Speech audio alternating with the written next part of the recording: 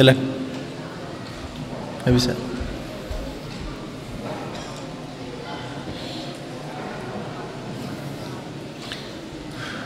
Direkam aja. Bismillah. Assalamualaikum warahmatullahi wabarakatuh. Innal hamdalillah nahmaduhu wa nasta'inuhu wa nastaghfiruh wa na'udzu billahi min shururi anfusina wa min sayyiati a'malina. Man yahdihillahu fala mudilla lahu wa man yudlil fala hadiya lahu.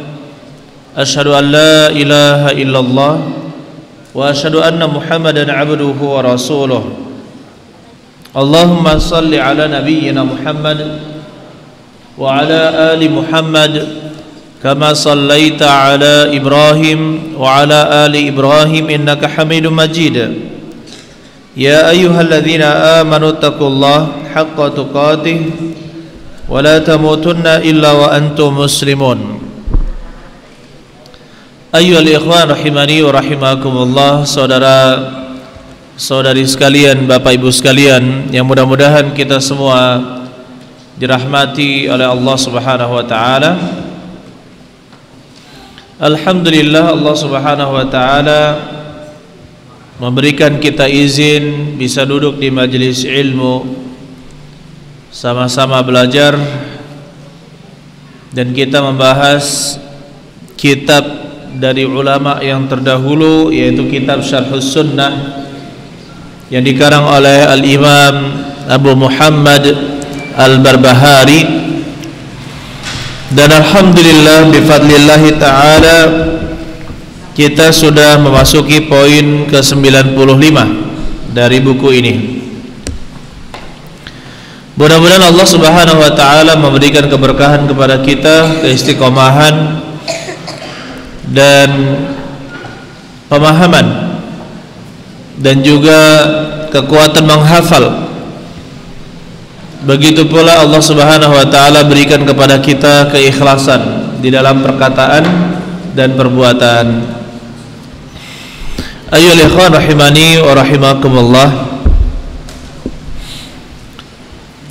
kita bacakan matannya, kemudian kita syarah, kita jelaskan insyaallah. Qala al-muallifu rahimahullah ta'ala, berkata al-muallif, penyusun atau penulis, rahimahullah ta'ala, wa'lam, ketahuilah, anna Rasulullah sallallahu alaihi wasallam, bahwasanya Rasulullah sallallahu alaihi wasallam qala, bersabda, sataftariqu ummati ala 73 firqah, akan terpecah belah umatku ini menjadi 73 kelompok. Kulluha finnar illa wahidah, semuanya berada di neraka kecuali satu. Semuanya berada di neraka kecuali satu. Wahia al-jamaah, dia adalah al-jamaah. Qila, dikatakan atau dalam riwayat lain, man hum ya Rasulullah, siapakah mereka ya Rasulullah? Qala, beliau berkata, ma ana alaihi al-yawma wa ashabi, dia adalah yang seperti saya pada hari ini dan juga para sahabatku, yaitu berada di atasnya. Taib. Nah, di sini pembahasan kita pada malam hari ini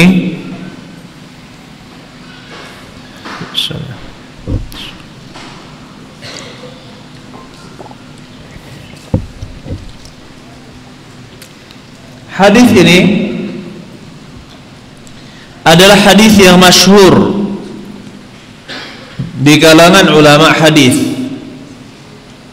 Bahkan sebagian ulama mengatakan hadis ini adalah hadis yang mutawatir. Tetapi pendapat yang kuat, hadis ini tidak sampai derajat mutawatir. Tetapi hadis ini disepakati kesahihannya. Hadis ini disepakati kesahihannya. Sataftariqu ummati ala 73 firqah. Akan terpecah belah umatku ini menjadi 73 kelompok. Kulluha finnar illa wahidah. Semuanya berada di neraka kecuali satu kelompok. Wa hiya al-jamaah, dan dia adalah al-jamaah. Perkataan Nabi sallallahu alaihi wasallam, sataftariqu ummati, akan terpecah belah umatku, ini menunjukkan bahwa mereka masih diakui sebagai umatnya Nabi Muhammad sallallahu alaihi wasallam. Akan tetapi ke-72 kelompok itu dihukumi sebagai kelompok yang sesat. Dan jumlah 72 ini menunjukkan usulul firaq. Usul al-firaq atau pokok-pokok dari kelompok-kelompok sesat, kembali kepada 72 kesesatan. Adapun kelompok-kelompok sesat dalam Islam beribuan bahkan mungkin jutaan di dunia ini. Akan tetapi semuanya kembali kepada 72 usul dari firaq, usul dari kesesatan, pokok-pokok kesesatan. Dan mereka masih dikatakan sebagai umatnya Nabi Muhammad sallallahu alaihi wasallam. Adapun kelompok-kelompok sesat yang mukaffirah, yang telah melakukan kebid'ahan dan bid'ahnya itu mukaffirah, mengeluarkan dari agama Islam, maka mereka tidak termasuk di dalam 72 ini. Mereka di luar itu, tetapi mengatasnamakan diri mereka sebagai orang Islam, mengatasnamakan sebagai orang Islam. Taib. Dan mereka ayyuhal ikhwan bertingkat-tingkat di dalam kesesatannya, tidak bisa dipukul rata. Tidak bisa dipukul rata. Ada yang sedikit menyimpang dan ada yang banyak menyimpang. Akan tetapi selama dia masih diakui sebagai umatnya Nabi Muhammad sallallahu alaihi wasallam, maka mereka masih berstatus muslim. Baik. Kulluha finnari illa wahidah. Seluruhnya berada di neraka kecuali satu kelompok. Ini menunjukkan ayyul ikhwan, tidak menunjukkan bahwa muslim yang tersesat selama-lamanya di neraka, tidak. Tetapi selama dia masih muslim, maka dia di bawah kehendak Allah Subhanahu wa taala. Insya'a 'adzab wa insya'a ghufira lahu. Jika Allah ingin mengazabnya, maka Allah mengazabnya. Dan jika Allah tidak ingin mengazabnya, maka Allah tidak akan mengazabnya. Taib.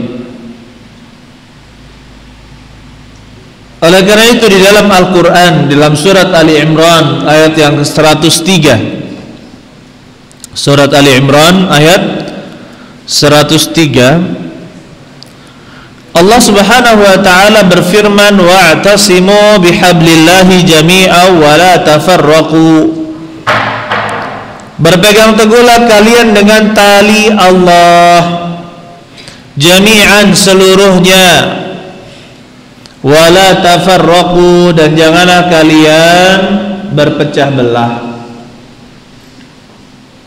Allah Subhanahu wa taala menyuruh berpegang teguh dengan tali Allah. Pendapat yang pertama, tali Allah itu adalah al-Islam, sebagaimana yang diturunkan kepada Nabi Muhammad sallallahu alaihi wasallam. Dan pendapat yang kedua, tali Allah Subhanahu wa taala adalah Al-Qur'an. Adalah Al-Qur'an. Kita disuruh berpegang teguh dengan Al-Qur'an. Dan kita tidak boleh berpecah belah. Kita tidak boleh berpecah belah. Dan tidak mungkin kita satukan suara kita, kita satukan pendapat kita, kecuali kita berdasarkan, kita harus berpegang teguh dengan Al-Quran dan juga hadis-hadis Nabi Sallallahu Alaihi Wasallam. Taib.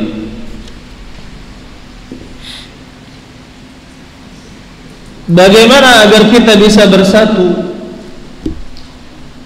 Disebutkan di dalam Al-Quran, di dalam surat An-Nisa ayat 59, fa in tanaza'tum fi syai'in farudduhu ila Allahi war rasuli in kuntum tu'minuna billahi wal yawmil akhir. Apabila kalian tanaza'tum fi syai', berselisih pada suatu hal, farudduhu ila Allahi war rasul, maka kembalikanlah kepada Allah dan Rasulnya. In kuntum tu'minuna billah, apabila kalian beriman kepada Allah, wal yaumil akhir, dan hari akhir. Dzalika khairu wa ahsanu ta'wila, itulah yang lebih baik, wa ahsanu ta'wila, dan yang paling baik akibatnya. Oleh karena itu ya ikhwan rahimani wa rahimakumullah, dengan satu ayat dan satu hadis yang kita pelajari pada malam hari ini,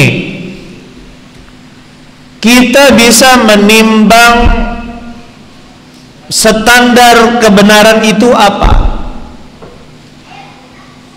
Standar kebenaran itu apa? Yang pertama, dari Al-Quran disebutkan kalau kita berselisih, kembalikan kemana? Ke Allah dan Rasulnya. Maksudnya apa? Ke Al-Quran dan ke Sunnah, ke hadis-hadis Nabi Sallallahu Alaihi Wasallam. Al-Quran dan As-Sunnah.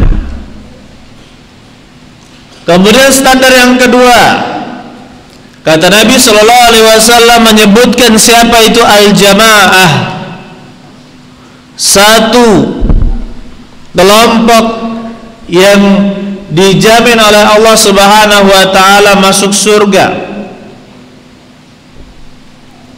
Ciri-ciri mereka adalah ma'ana alaihil yauma wa ashabi, yang seperti aku pada hari ini dan juga para sahabatku.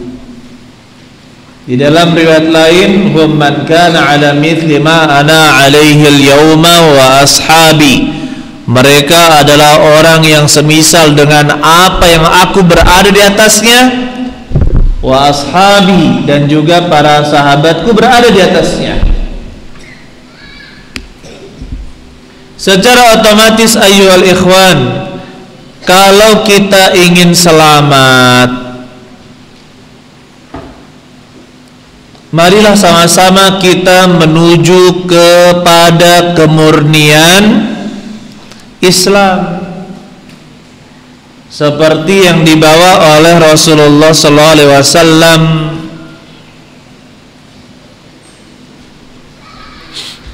Loh, kalau begitu itu kan zaman onta, sekarang zaman mobil. Kan gitu. Bagaimana? Jangan bodoh dalam memahami agama. Itu adalah perkataan orang-orang yang tidak berilmu dan tidak berdasar.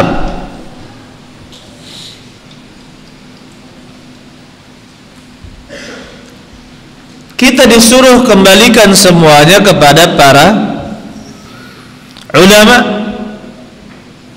Bagaimana ulama tersebut mempelajari agama ini dengan Al-Quran dan As-Sunnah, kemudian mengembalikannya bagaimana sih Al-Quran dan As-Sunnah ini dipahami sesuai dengan pemahaman para as-salaf as-salih, orang-orang terdahulu yang salih,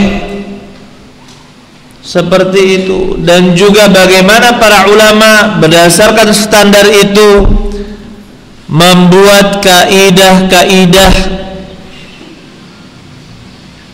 yang bisa dipakai kapanpun dan dimanapun, baik mengambil kesimpulan dari kaidah-kaidah Qur'aniyah maupun kaidah-kaidah dari hadis Nabi Sallallahu Alaihi Wasallam dan juga kaidah-kaidah dari fikih. Dengan ini para ulama menggunakannya untuk berijtihad. Jadi apapun permasalahannya, kembalikanlah kepada para ulama ahli sunnah wal jamaah, sehingga mereka yang menimbangnya. Ini sekarang terbalik, giliran sakit maka mau carinya bukan lagi ke bidan, tapi cari dokter spesialis. Kalau sakit mata pergi ke spesialis kok kandungan sih? Spesialis mata, iya. Iya tidak. Kalau yang sedang hamil ada keluhan dalam kandungannya, perginya ke SPOG, spesialis organ-jan, yaitu spesialis kandungan. Kan seperti itu. Ketika ingin membangun gedung yang wah, maka bertanya kepada siapa? Arsitek. Arsitek pun bermacam-macam. Kalau struktur, maka tanya ke arsitek sipil. Kalau masalah tampilan luar, arsitek bangunan. Masalah interior, ada lagi arsitek interior. Coba lihat. Dalam ilmu dunia, apalagi contohnya, kita mau apa? Kita mau bikin pagar rumah. Kita lah sendiri? Tidak. Tapi pergi kemana? Ke tukang las. Mau makan mie ayam, pergi kemana? Ke warung mie ayam, jangan ke warung sate, ya. Lain rasanya. Ini masalah-masalah dunia harus pergi ke spesialisnya masing-masing. Begitu, Win? Insyaallah. Tadi saya ngajar di akhwat, mereka pengen disebut nama mereka. Nggak bisa lah, saya bilang. Iya Ren? Randy apa Randy? Randy. Ya Dan, kalau masalah dunia tanyanya ke ahlinya. Nah sekarang kalau ada masalah agama yang politisi berkoar-koar masalah agama, hukumnya itu ini. Yang dokter juga bicara masalah agama, yang arsitek juga bicara masalah agama, tukang bangunan bicara masalah agama, tukang ojek juga bicara masalah agama. Apalagi? Tukang satpam juga bicara masalah fatwa. Wih, berfatwa satpam, masya Allah.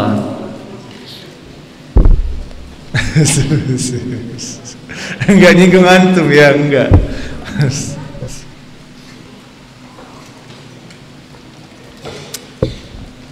Semangat kalau masalah agama, berfatwa semangat.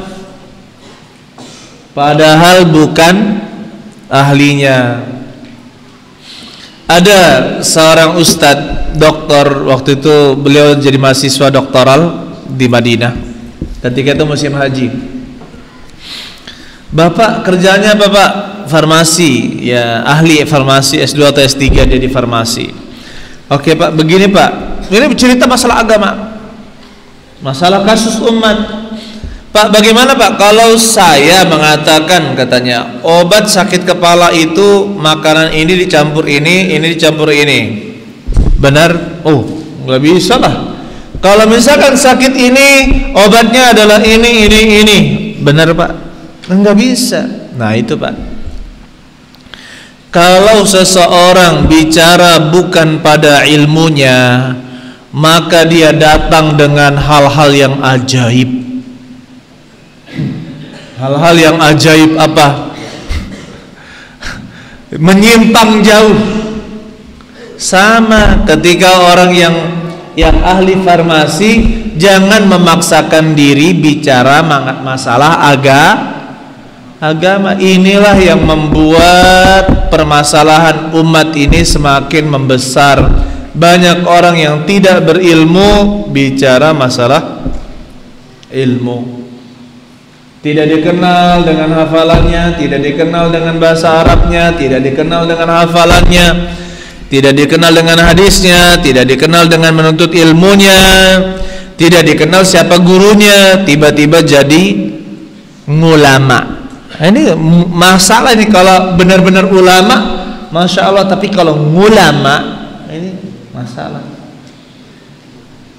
Lain halnya ayyuhal ikhwan, kalau misalkan kita ada para dokter yang masya Allah juga ustadz, ada teknisi yang dia juga ustadz, ada PNS yang dia juga ustadz. Ternyata setelah ditelusuri, dia masya Allah bertahun-tahun, belasan tahun belajar dengan ustadz, menghafal, belajar, sampai ustadznya percaya, silakan isi kajian.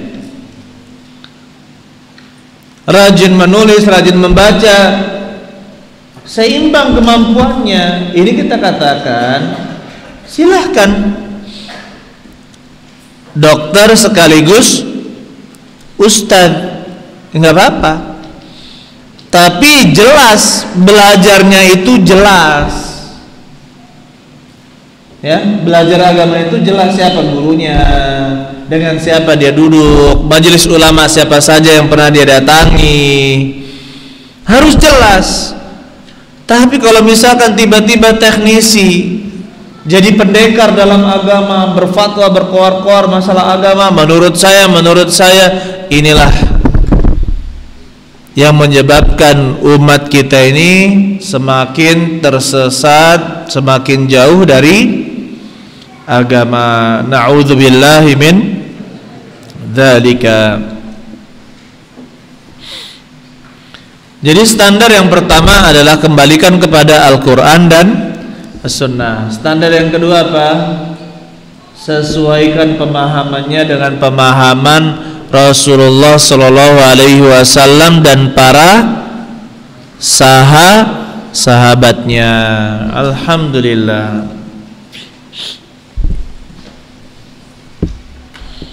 Kemudian ayyuhal ikhwan rahimani wa rahimakumullah, untuk masalah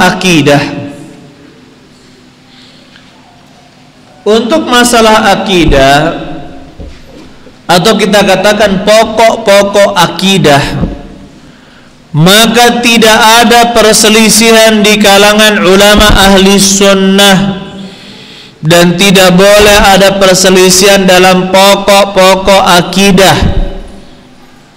Apabila ada yang menyelisihinya, maka dia terjatuh kepada akidah ahli bid'ah, akidah yang sesat. Untuk permasalahan akidah yang sifatnya adalah ijtihadiyah, seperti misalkan berapa jumlah tiupan sangkakala di hari kiamat, maka terjadi perselisihan. Ini tidak jadi masalah.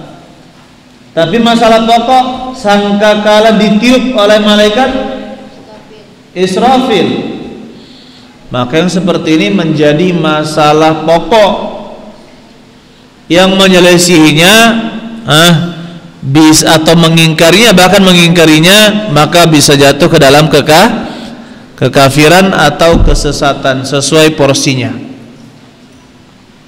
Tapi kalau jumlah tiupan, maka terjadi perselisihan, tidak jadi masalah. Seperti lagi permasalahan tentang malaikat, apakah malaikat yang mencatat di kiri dan di kanan itu adalah malaikat khusus pencatat, ataukah termasuk dalam hafazah,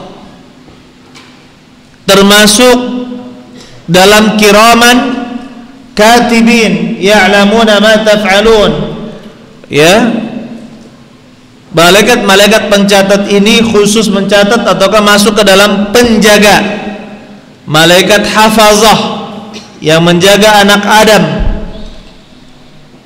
Ini perselisihan, tidak menjadi masalah. Tapi permasalahan pokoknya, kalau ada yang mengingkari ada dua malaikat yang mencatat, maka di sini apa? Di sini telah menyelisihi akidah ahli sunnah wal jamaah, parah. Jadi ini perlu belajar juga, ya. Kemudian yang kedua, masalah fikih. Adapun masalah fikih, ayyuhal ikhwan, untuk permasalahan yang mujma' alaih, disepakati oleh para ulama, maka kita tidak boleh menyelisihinya. Masalah ijma' tidak boleh menyelisihinya, sebagaimana para ulama mengatakan tidak sah salat seseorang kecuali dengan berwudu. Jika dia tidak bisa berwudu, maka diganti dengan tayammum. Atau ketika dia tidak mendapatkan air atau tidak mampu menggunakan air, maka dia diganti dengan tayammum. Ini mujma' alaih, disepakati oleh seluruh ulama. Nah, permasalahan mujma', maka tidak boleh kita menyelisihinya. Seperti salat sehari semalam yang fardu itu berapa? 5 kali sehari semalam. Salat maghrib, isya, subuh, zuhur dan asar. Yang mengurangi dari itu maka menyelisihi ijma'. Yang menambah dari itu maka menyelisihi ijma'. Maka yang seperti ini tidak boleh kita lakukan. Apa itu ijma' fakhri? Kesepakatan para ulama. Itu namanya ijma'. Kesepakatan para ulama. Nah, kemudian untuk masalah-masalah yang lain adalah masalah-masalah ijtihadiyah. masalah-masalah fikih yang berpotensi terjadi perselisihan. Maka di sini kita katakan apabila perselisihannya itu ada dua jenis perselisihan. Yang pertama adalah tanawwu'. Perselisihannya hanyalah tanawwu', yaitu keragaman. Maka semuanya benar, semuanya boleh mengamalkan. Contohnya para ulama berselisih dalam bacaan sholat iftitah, berselisih dalam bacaan doa tasyahud, doa ruku', doa sujud. Semuanya berdasarkan dalil yang sahih. Maka kita katakan perselisihan yang masuk ke dalam keragaman itu silahkan amalkan selama dalilnya sahih, tidak jadi masalah. Contohnya ketika kita iftitah, Allahu Akbar kabira walhamdulillahi katsira wa subhanallahi bukratan wa asila. Kemudian ada lagi subhanakallahumma rabbana wa bihamdika, apa namanya? Apa yang antum baca? Taib, ada 2, 3, 4, 5, 6 doa iftitah. Al-muhim itu boleh diamalkan selama dalilnya apa? Sahih. Doa sujud juga demikian. Ada subuhun qudusun rabbul malaikati warruh. Amalkan, silahkan. Ya subhana rabbiyal a'la, amalkan, tidak mengapa. Beda-beda seperti itu. Karena ini masuk jenis perselisihan yang pertama, yaitu khilaf tanawwu'. Khilaf karena keragaman. Adapun yang kedua, khilaf at-tabad. Khilaf at-tabad, tabad, khilaf yang berlawanan. Satu menetapkan, satu menafikan, mentiadakan. Satu mengatakan ya, satu mengatakan tidak. Satu mengatakan harus seperti ini, satu mengatakan tidak boleh seperti itu. Maka yang seperti ini terjadi perselisihan yang bertolak belakang. Kalau terjadi perselisihan seperti ini, maka kita harus kembalikan kepada Al-Quran dan As-Sunnah, hadis Nabi SAW. Mana yang lebih dekat dengan Al-Quran dan As-Sunnah? Kita teliti, kita pelajari. Contohnya kita mendapatkan ada orang yang sujud, ketika posisi turun ke sujud itu tangan duluan baru lutut. Sebagian lagi lutut dulu baru tangan. Ya, ini kan terjadi apa? Perselisihan antara satu atau yang kedua. Maka di sini kita lihat argumennya, kita lihat dalil-dalil pendapat pertama dan kedua, mana yang lebih kuat, mana yang lebih kuat, lebih sesuai dengan dalil, maka itulah yang kita ikuti. Jika khilafnya itu tabad, yaitu bertentangan. Saya beri contoh lagi. Di dalam mazhab Abu Hanifah, boleh wanita menikahkan dirinya sendiri kepada seorang pria. Sedangkan jumhur ulama, sebagian besar ulama mengatakan la nikaha illa biwali. Tidak ada nikah kecuali dengan wali wa syahidai adlin, dan dua saksi yang adil. Bertentangan apa tidak? Bertentangan apa tidak? Ya, bertentangan. Pendapat sebagian Abu Hanifah dan pendapat jumhur ulama. Maka di sini harus kita teliti mana yang lebih kuat.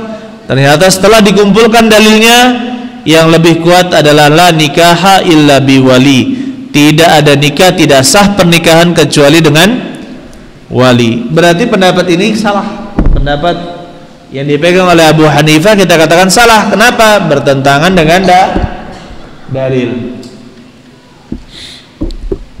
Taib. Jadi kita ikuti mana yang lebih dekat dengan sunnah, mana yang lebih dekat dengan Al-Quran dan As-Sunnah. Apabila terjadi perbedaan pendapat di kalangan ulama menjadi 3 qaul, 3 pendapat, maka kita tidak boleh datang dengan pendapat yang keempat. Alangkah hebatnya, oi. Para ulama zaman dahulu berselisih menjadi 3 pendapat. Kemudian kita mendatangkan pendapat yang keempat. Itu tidak diperbolehkan. Kenapa? Karena kita ini tidak memiliki kemampuan berijtihad. Kita hanya mengikuti mereka. Jadi jangan kita buat pendapat yang baru untuk menjaga kemurnian agama. Adapun orang-orang yang berijtihad dan membuat pendapat sendiri, maka dia keluar dari mazhab Islam. Saya beri contoh masalah menyentuh wanita yang bukan mahram. Ya, disepakati oleh para ulama haram bersentuhan dengan wanita yang bukan mahramnya, yang dia itu sudah balighah. Menyentuh wanita ajnabiyah, wanita yang bukan mahramnya, yang balighah, yang sudah balighah, maka tidak boleh bersentuhan dengannya. Kemudian dikatakan boleh kok, karena mengikuti hawa nafsu. Akhirnya dia buat pendapat boleh bersentuhan. Allah musta'an. Orang para ulama sudah berijma tidak boleh sentuhan, kecuali yang diperselisihkan ada wanita sudah tua renta, sudah tidak menarik lagi, yang disebut dengan wal qawaidu minan nisa. Ketika dilihat tidak menarik lagi, sudah peot bahasa kita. Ya enggak? Tertarik tidak dengan nenek-nenek? San, kalau ngelihat nenek-nenek seperti itu, San, sudah enggak nafsu lagi lah, San, ya? Iya, wajar. Kenapa? Sudah peot. Ini di dalam mazhab Abu Hanifah diberikan uzur. Adapun di mazhab yang lain tidak. Nah sekarang wanitanya nggak peot, wanitanya masih muda, bergandeng tangan, berdua-duaan ke alun-alun. Astagfirullah. Katanya apa? Penjajakan, ta'aruf. Ta'aruf itu bukan seperti itu. Itu namanya apa? Pacaran, mendekati zina, bahaya. La yakhluwanna rajulun bimra'atin illa asyaitanu thalithuhuma. Tidak ada laki-laki dan perempuan berdua-duaan, menyepi berdua-duaan, kecuali syaitan menjadi yang ketiganya. Makanya itu akhwat, kalau ada yang japri, bahkan nelepon pakai HP pondok lagi, ini nelepon pakai HP pondok, siapa? Kakaknya fulanah. Astagfirullah. Ya, lam ya. kakak katanya. Astagfirullah. Makanya sekarang kalau ngakunya kakak nggak boleh, ya harus orang tua, harus orang tua. Dulu pernah di suatu pondok, kesantriannya bilang ke saya, ada santriwati katanya, dia itu pura-pura jadi mbaknya, mbak Yunya, pakai jilbab biasa, ya, pakai celana, pakai jilbab biasa, kayak orang awam, jadi tidak ketahuan. Akhirnya ngedet di warnet, dicariin sama ustadznya, akhirnya ketemu juga, ketahuan juga, berdua-duaan di mana? Di warnet. Warnet itu kan ada room-roomnya ya, ada apa? Ada ghurfa-ghurfa saghirahnya ya, ada, nggak tahulah bisa ngapa-ngapain di situ Azam. Bisa nggak jelas ya Azam ya. Allahu musta'an. Ini permasalahan yang jelas. Jangan dimunculkan pendapat yang menyelisihi itu bukan Islam. Contohnya sekarang ini muncul ada orang mengatakan jilbab itu tidak wajib. Subhanallah. Ini gara-gara membuat pendapat baru dari apa yang sudah diperselisihkan para salaf terdahulu. Akhirnya apa? Mengeluarkan pendapat-pendapat yang nyeleneh, yang tidak ada pendahulunya. Maka yang seperti ini ayyuhal ikhwan haram, tidak diperbolehkan. Para ulama itu berselisih apakah wajib menutup wajah atau tidak. Itu kan perselisihannya. Tapi kalau masalah jilbab, sepakat para ulama. Masalah jilbab itu hal yang disepakati. Ini ada orang mengatakan jilbab tidak wajib. Ini adalah salah satu kesesatan. Begitu pula masalah an-nazar ilal ajnabiyah, melihat kepada wanita yang bukan mahramnya, boleh apa tidak?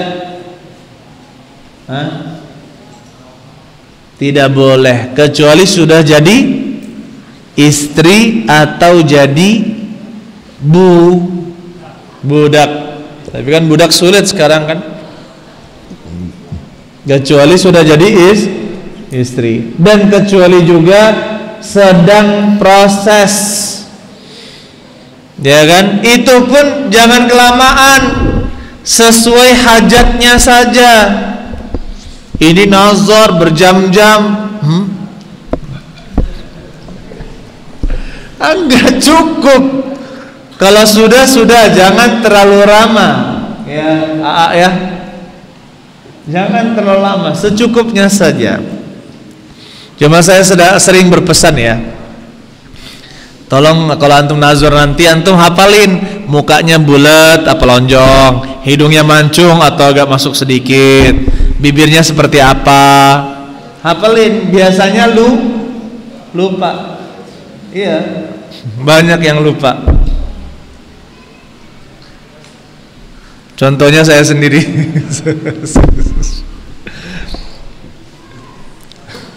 Iya.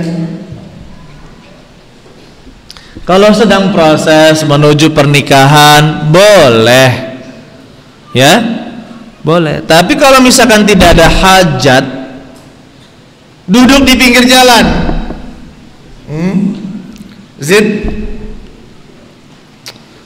berzikir Ustaz, melihat ayatullah, tanda-tanda kekuasaan Allah.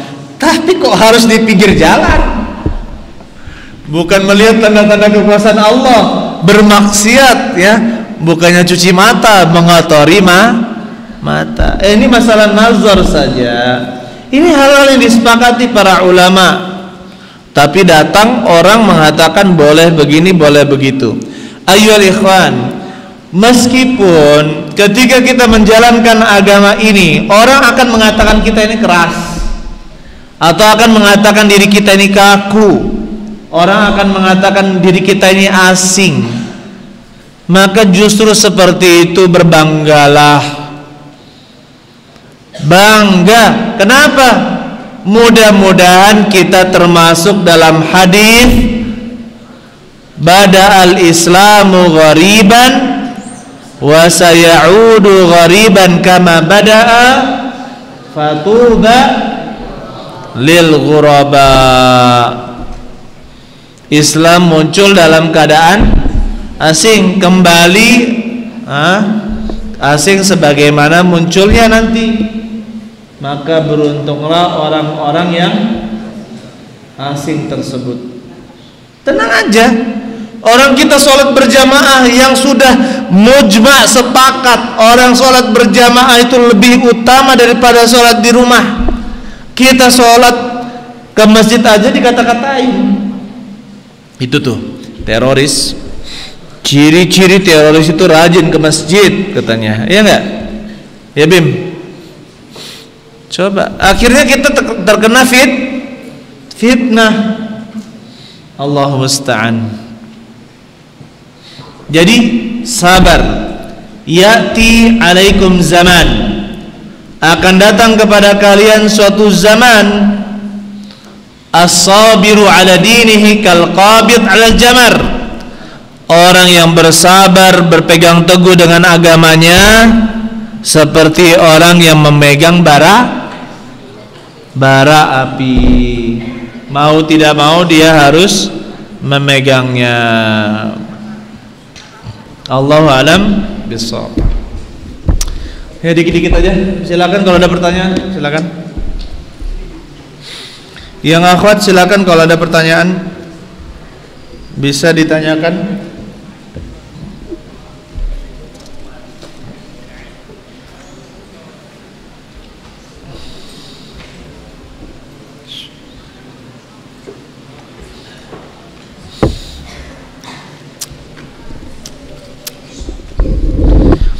Bagaimana hukumnya mengangkat anak yatim menjadi anak kita?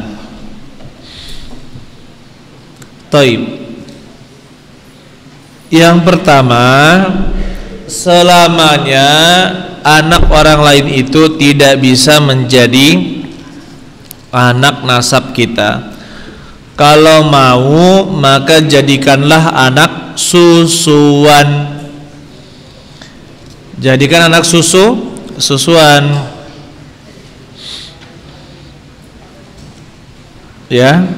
Kalau anak susuan namanya tetap menjadi anak susu. Yuhramu minar radhaati kama tuhramu minan nasab. Kama yuhramu minan nasab. Diharamkan akibat susuan apa yang diharamkan akibat nasab.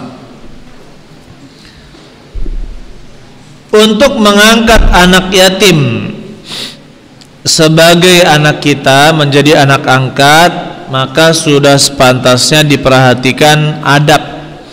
Kalau dikatakan anak angkat, maka mungkin ya, anak angkat atau anak asuh, maka mungkin.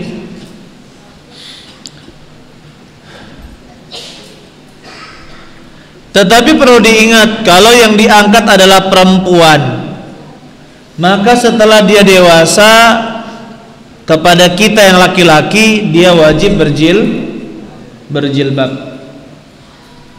Jika kita mengangkat anak laki-laki, maka istri kita harus memakai jilbab di hadapannya dan tidak boleh berdua-duaan dengannya. Ya, seperti itu ya. Insyaallah. Dan sebaiknya kalau bisa dijadikan kerabat susuan, maka dilakukan. Contohnya biasanya ada suami istri yang sudah lama tidak punya anak, kemudian dia ingin mengangkat anak angkat. Misalkan laki-laki, yang dia ingin angkat adalah laki-laki, maka diusahakan istrinya itu mencarikan siapa yang bisa menyusui dari kalangan keluarganya apakah ibunya istri, kalau tidak bisa lagi mungkin saudarinya istri. Sehingga setelah disusui oleh saudarinya istri,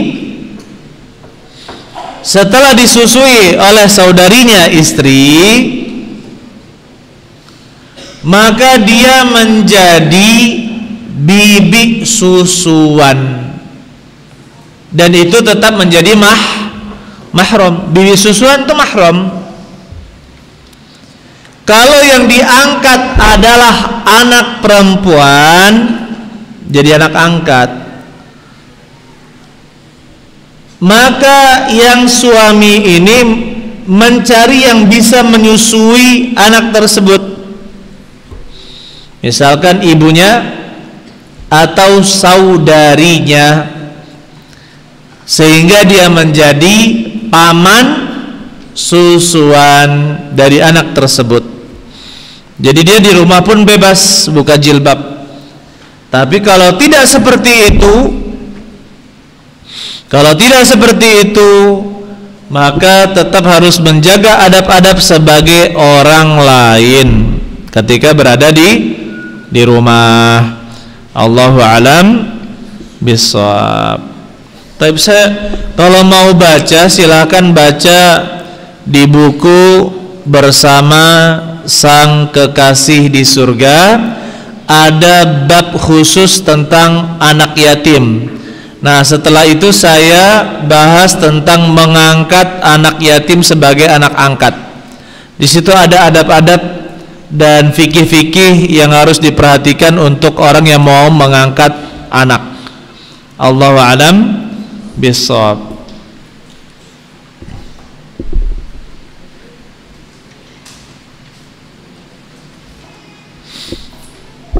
Apa hukumnya menembak burung dengan senapan angin dan burung yang ditembak itu mati secara langsung, tetapi si penembak lupa mengucapkan bismillah ketika menembaknya? Apa hukum buruan tersebut? Haram, tidak boleh dimakan. Assalamualaikum Ustaz. Waalaikumsalam. Apakah boleh kita setelah azan lalu bersolawat? Tolong jelaskan. Taib. Kalau yang dimaksud dengan bersalawat di sini adalah ketika kita mengucapkan nama Nabi Shallallahu Alaihi Wasallam, kemudian kita mengucapkan salawat, maka tidak menjadi masalah. Yang menjadi masalah itu kalau kita menggunakan lafaz-lafaz bid'ah antara azan dan iqamat, kemudian menggunakan juga pengeras suara, maka yang seperti ini tidak ada tuntunannya dari Nabi Sallallahu Alaihi Wasallam.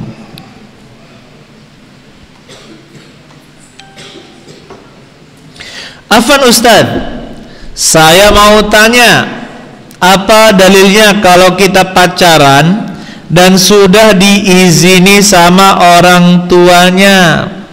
Jadi orang tuanya sudah diizinkan kalau kita pacaran, tetap tidak boleh. Coba misalkan kalau orang tuanya mengizinkan berzina, boleh kita berzina? Tidak boleh. Jadi dosa itu tidak hanya menzolimi orang lain, tetapi melanggar ketetapan Allah Subhanahu wa Ta'ala. Ya, contohnya seperti ini, berzina, ngelawak tapi dusta, ya kan? Ngelawak tapi dusta, maka itu dosa walaupun tidak menzalimi orang lain, tapi itu dosa, tetap menjadi dosa. Apakah boleh kita menikahi langsung kedua saudara kembar? Tidak boleh ya, tidak diperbolehkan.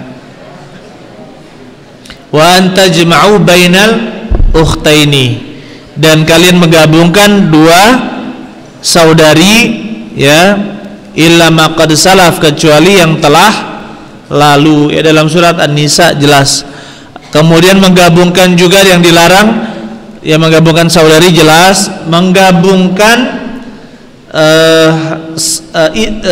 istri dengan bibinya atau istri dengan keponakannya, maka ini juga tidak diperbolehkan. Kalau istri dengan sepupunya boleh tidak? Kalau istri dengan bibinya tidak boleh. Istri dengan keponakannya kita gabungkan dalam satu rumah tidak boleh. Istri dengan sepupunya, kalau istri dengan sepupunya boleh. Ini kok ngomong 2, 3, 4 ini ya. Satu aja belum ini.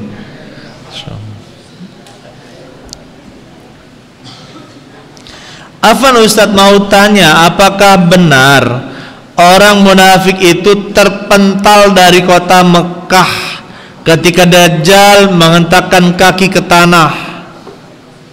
Iya benar, bukan terpental sih. Dajjal itu di luar Mekah dan di luar Madinah. Dajjal itu menghentakkan kakinya sehingga terjadi gempa bumi akibat ketakutan yang luar biasa penduduk Mekah dan Madinah. Mereka keluar untuk menemui Dajjal. Jadi keluar untuk menemui Dajjal. Allahu a'lam bissawab. Allah musta'an. Ini pertanyaan dari akhwat. Bagaimana ketentuan sujud sahwi? Sujud sahwi itu sujud karena apa? Sahwi, lupa. Sahu ya, sahwu itu lupa. Sujudus sahwi. Kalau kita lupa, maka sujud sahwi. Sujud sahwi itu bisa dikerjakan sebelum salam atau sesudah salam. Yang dikerjakan sebelum salam maka dikerjakan setelah kita baca tasyahud akhir, selesai semuanya. Kemudian setelah membaca salawat, sebelum salam kita sujud pertama, kemudian duduk di antara dua sujud, kemudian sujud lagi, kemudian duduk lagi, kemudian kita salam. Adapun yang setelah salam, kita salam, sudah salam, maka kita sujud yang pertama, kemudian duduk antara dua sujud, kemudian sujud lagi, kemudian duduk lagi, kemudian salam lagi. Itu cara melakukan sujud sahwi, sujud karena lupa.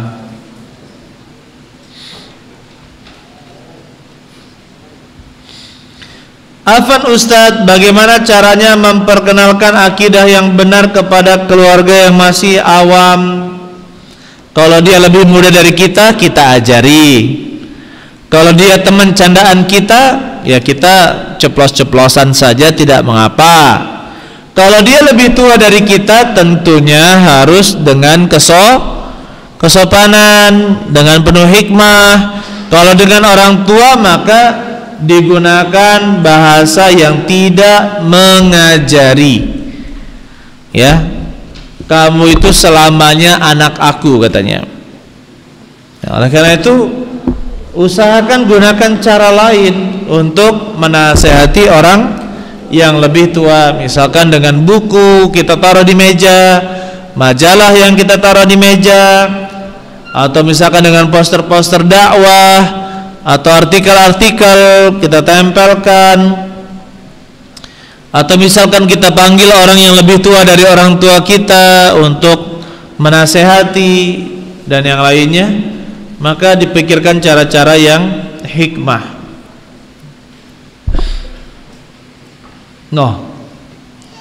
Ketika sudah nazar, apakah boleh kita video callan sama si dia? Enggak boleh. Nazar itu hanya hajat untuk mengetahui wajah calon. Ya. Kalau mau mengobrol, silakan mengobrol, tapi izin dulu dengan orang tuanya, di samping orang tuanya. Jadi harus ada mahramnya yang menemani, jangan berdua-duaan.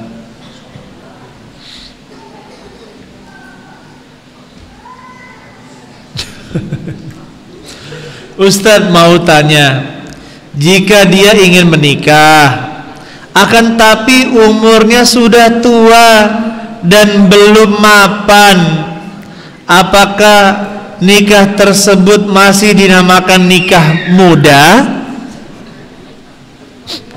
Ya kalau sudah tua ya tua lah ya, nikah tua kalau sudah tua ya. Nikah muda itu kalau umur kita muda dan tidak ada kaitannya dengan agama. Allah alam bisawab. Hanya saja peraturan pemerintah sekarang ini agak repot untuk yang perempuan ya. Perempuan sekarang minimal usianya 19 tahun baru bisa dinikahkan di KUA. Kalau mau menikah di bawah umur itu, maka nanti ada surat penolakan dari KUA, diantarkan kepada pengadilan agama untuk disidang. Setelah disidang kembali lagi ke KUA, kalau diizinkan oleh sang hakim dinikahkan oleh KUA ya. Begitu pula yang laki-laki 19 tahun. Antum sudah berapa tahun, Per? 22. Insyaallah.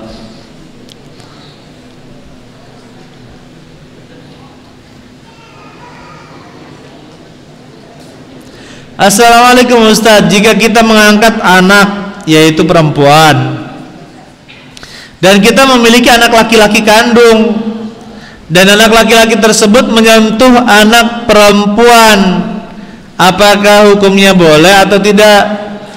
Kalau masih kecil tidak mengapa, tapi kalau sudah balighah maka tidak boleh ya.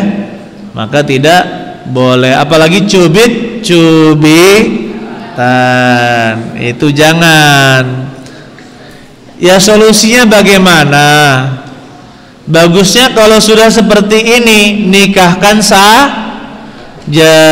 jadi yang anak angkat perempuan itu jadi anak mantu ya, jadi anak mantu dan anaknya ya anak kandungnya. Ini kan ada seperti itu kisahnya ya, anak angkat jadi anak mantu. Masya Allah. Allahu alam bisawab. Saya rasa cukup pertemuan kita pada malam hari ini. Barakallahu fikum jami'an. Subhanakallahumma bihamdik asyhadu an la ilaha illa anta astaghfiruka wa atubu ilaik. Assalamualaikum warahmatullahi wabarakatuh.